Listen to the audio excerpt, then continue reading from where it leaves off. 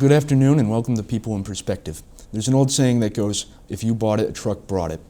But in reality, a more accurate but less catchy version of it is, if you bought it, there's a 73% chance that a truck brought it. According to the Department of Transportation, trucks moved $10 billion out of the total $13 billion of freight in 2019. With me today is a man that spent the past 20 years guiding goods across the country and has seen the industry of trucking change many times. I would like to introduce to you Joe Marino, my father and a dispatcher at PAR Trucking in Chicago. Thanks for having me, Frankie. Yeah, how are you? Okay, so first question is, what exactly does a dispatcher do in the trucking business?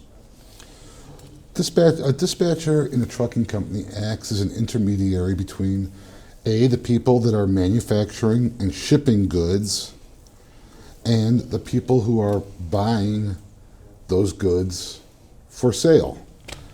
We coordinate shipping dates, delivery dates.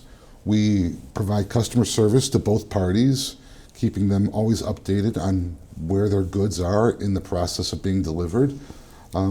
We deal with drivers as far as giving them the information that they need to make pickups and complete their deliveries.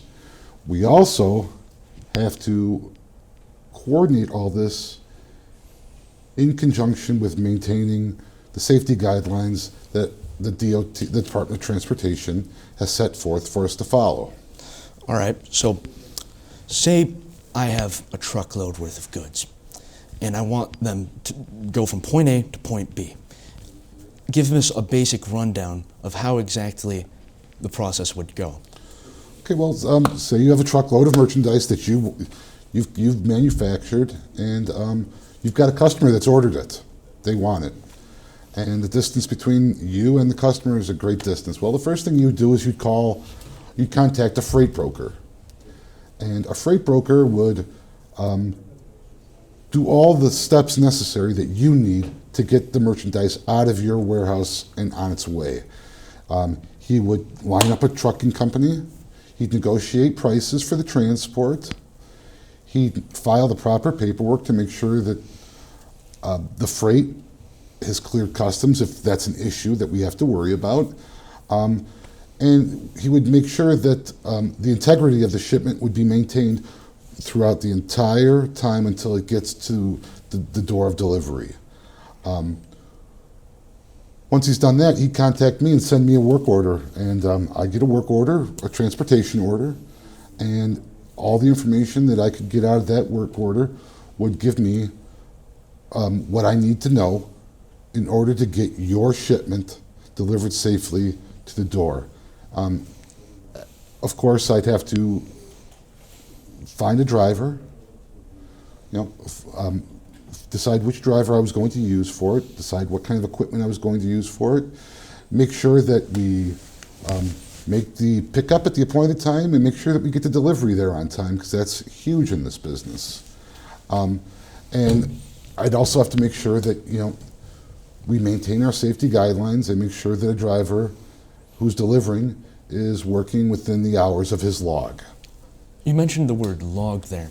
I'm assuming you don't particularly mean the kind that you throw in a fireplace. What exactly is a log? A log is a common term for an ELD. In December of 2019, the Department of Transportation mandated that every trucking company in the country must have onboard electronic log devices, or ELDs, in their trucks. An ELD is basically, it looks like a tablet that you might play a game on. But it's hooked into an onboard computer in the truck. It measures speed, it measures time, it measures engine temperature, it measures all different kind of factors with the truck. But its primary function is to make sure the driver is aware of how many hours he's had on duty so that he doesn't exceed the legal 11-hour limit for any one given day. All right. So how exactly did you join the trucking business? Well, I got into trucking by accident.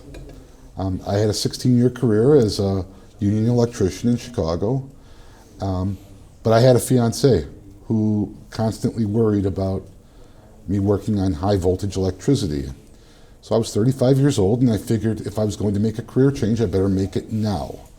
And just looking through the papers at the want ads one day, and I saw a job for a dispatcher, and I thought I could do that, not really knowing anything about the trucking business other than what I learned from my father, who had been a career truck driver. I applied for the job, and as luck would have it, I got it. And the company that hired me decided they wanted somebody who knew nothing so they could teach them everything their way. And it turned out that I ended up being a pretty good dispatcher, and the rest is history. I've been in the business for 20 years now, and it's always presented a lot of challenges, but I love it. It's something different every day. So how has the current political climate and the effects of COVID-19 changed up the way your job works? Well, both of those factors have had a profound effect on the trucking industry.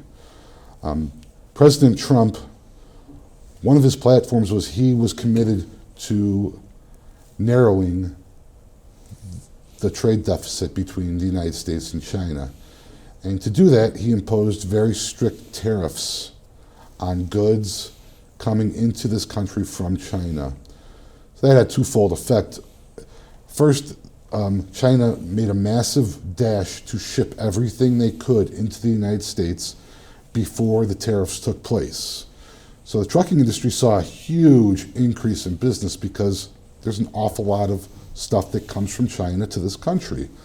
Then when the tariffs took place and were in effect, we saw a 50% decrease in goods being shipped from China to this country, which affected trucking companies all over the country because if the goods aren't coming in, they cannot move goods that aren't here. So a lot of companies started losing business, which forced them to lay off people who were working for them. So that was a huge problem for a lot of people, and they didn't like this policy for that reason. Now, COVID's a different story because COVID affects everybody differently. It affects businesses differently. A lot of businesses have suffered, especially restaurants and hospitality businesses.